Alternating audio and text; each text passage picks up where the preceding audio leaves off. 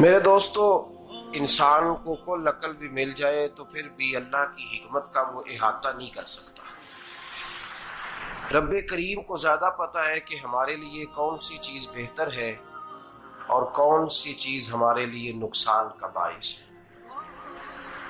اللہ تبارک و تعالی کی حکمت یہ چاہتی ہے کہ میرے بندے پریشان نہ ہوں۔ رب یہ چاہتا ہے کہ میرے بندے کسی جگہ پہ بھی دقت اور پریشانی کا شکار نہ ہو، تو اللہ تبارک و تعالی نے راہ اعتدال اختیار کرنے کا حکم ارشاد فرمایا کہ تم اعتدال کے رستوں پہ چلو، معتدل زندگی گزارو، افراط و تفریط سے بچو۔ آج جس معاشرے میں ہم وقت گزار رہے ہیں، اس معاشرے میں ہم اس بات کو سمجھنے سے قاصر ہیں کہ اصل ہمارا مسئلہ کیا ہے۔ ہمارا اصل جو مسئلہ ہے اس کی شناخت ہمیں کیسے ہوگی اور ہم پھر اس تک رسائی کس انداز میں حاصل کر پائیں۔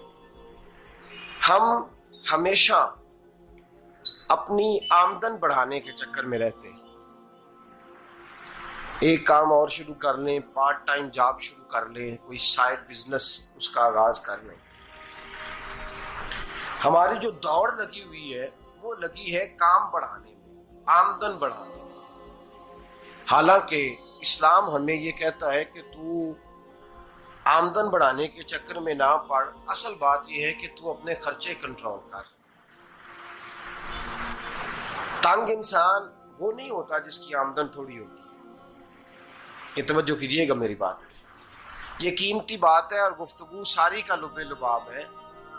تنگ بندہ وہ نہیں ہوتا جس کی آمدن تھوڑی ہوتی ہے، اصل پریشان وہ ہوتا ہے جس کے خرچے زیادہ ہوتے ہیں۔ اور ہمارا جو روزمرہ کا نقصان ہو رہا ہے نا، وہ آمدن کے معاملات میں نہیں ہو رہا۔ بنیادی نقص جو واقعہ ہو رہا ہے وہ یہ ہے کہ ہمارے اخراجات زیادہ ہیں، اور وہ اخراجات کسی اور نے نہیں بڑھائے، وہ خرچے ہم نے خود بڑھا لیے ہیں اور اب ہمیں اس کا نقصان بھگتنا پڑ رہا ہے۔ اور اگر آپ صحیح معنوں میں ٹٹولیں تو جو بہت امیر لوگ ہیں وہ تو ان خرچوں سے بچ گئے۔ میں نے بہت سارے ایسے ختمات میں شرکت کی ہے، میں بہت ساری ایسی جگہوں پہ گیا ہوں کہ جہاں لوگوں نے بڑا مختصر سا ختم دلایا ہے تو ہو گیا ہے ختم۔ ختم کے معاملے میں کب کسی نے پابندی لگائی ہے کہ اس میں 200 آدمی شریک ہوگا تو تب یہ سال ثواب صحیح ہو سکے گا؟ کون کہتا ہے؟ یا شادی کے موقع پر اگر سارے بہن بھائیوں کو نہ بلایا گیا تو میری شادی پایہ تکمیل تک نہیں پہنچے گی، اس میں برکت نہیں ہوگی، یہ کس نے فتویٰ دیا ہے؟ معتدل زندگی کا اسلام حکم دیتا ہے۔ میں پڑھ رہا تھا کہ ایک بہت بڑا صدر ہے، غالباً سوڈان کے صدر کی بات ہو رہی تھی، تو اپنے بیٹے کی بارات لے کے گیا تو 4 لوگ گئے ہیں بارات، اور 15 لوگوں کا اس نے اہتمام کیا اپنے گھر میں کھانا کھانے کا، تو کیا شادی ہو گئی کہ رک گئی؟ تو بھئی راگ الاپنا اس بات کا کہ بڑی پریشانی ہے، کوئی سائیڈ بزنس شروع کیا جائے فلان جگہ فلان جگہ فلان جگہ، تو اصل معاملہ یہ ہے کہ پہلے ایک بندہ کماتا ہے تو پھر بھی گھر ہی چلتا ہے، پھر بڑا بیٹا ساتھ شامل ہوتا ہے تو پھر بھی گھر ہی چلتا ہے، پھر منجلا بیٹا شامل ہوتا ہے تو پھر بھی گھر ہی چلتا ہے۔ جو رونا دادا جی رویا کرتے تھے کہ بڑی مصیبت ہے، بڑی مشکل ہے، گاؤں میں رہ اکیلے ہوتے تھے اور وہ 5 بچوں کو اور 4 بچیوں کو وہ پالتے تھے، تو جو وہاں پریشانی تھی وہی آج پریشانی شہر میں آ کر پڑھ لکھ کر موٹی تنخواہ لے کر وہی پریشانی ہمیں ہے۔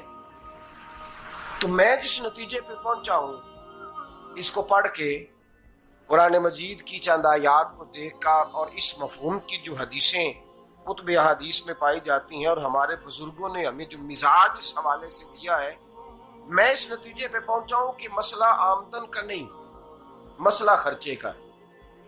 ہمارے خرچے بنیادی طور پر زیادہ، اور اگر پھر ہم زیادہ بوجھ خواتین پہ ڈالتے ہیں کہ وہ مطالبے زیادہ کرتی ہیں، اور اگر آپ مجھ سے پوچھیں تو خواتین کی بھی اگر کسی جگہ کوئی عادت خراب ہوتی ہے تو اس میں اصل کردار اس کا ہوتا ہے جو وہ عادت خراب تو کیوں اپنے گلے سے اتار کے آپ کسی کے گلے میں بات ڈالنے کے چکر میں ہیں؟ وہ خواتین کی طبیعت نہیں ایسی ہے. اصل بات یہ ہے کہ ہم نے عادت ڈالی ہے، ہم نے یہ مزاج ان کو دیا ہے تو ان کا بنا ہے، نہ کیسے بن سکتا. تو اعتدال جب تک زندگی میں نہیں ہوتا، پانی پیاس بجھاتا ہے لیکن ایک گلاس ہی ہو تو پیاس بجھاتا ہے، بالٹی کو منہ کو لگائے گا تو کپڑے بھگو دے گا اس کے. حالانکہ پانی بری چیز کا نام نعمت ہے نا، بہت بڑی اللہ کی، لیکن پیالے میں ہی اچھا لگتا ہے. کوئی مٹکا منہ کو لگائے گا تو تانگ ہوگا، پیالہ ہی بہتر ہے اس کے لیے. تو میرے دوست، مٹکے سے بھی بعض اوقات کام چل جاتا ہے، لیکن اگر کوئی کہے نہیں مجھے دریا ہی چاہیے تو اس کا تو گھر بہ جائے گا، سارا گھر بہ جائے گا اس کا. ہمیں دریا قابو کرنے کا موڈ بنایا ہوا ہے تو اس سے گھر بہا کرتے ہیں، اس سے گھر بنا نہیں کرتے. گھر پیالے سے پانی پینے سے بنتا ہے. اگر تو دریا پہ قبضہ کرنے کا موڈ بنائے گا تو گھر بنے گا نہیں، گھر بہ جائے گا. آگ نہ ہو تو کھانا پک نہیں سکتا، لیکن ہلکی آنچ سے کھانا پکتا ہے.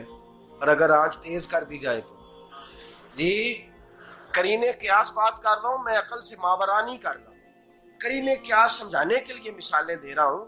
ہلکی آنچ پہ کھانا پک جاتا ہے اور آگ تیز ہو تو کھانا جل جاتا ہے.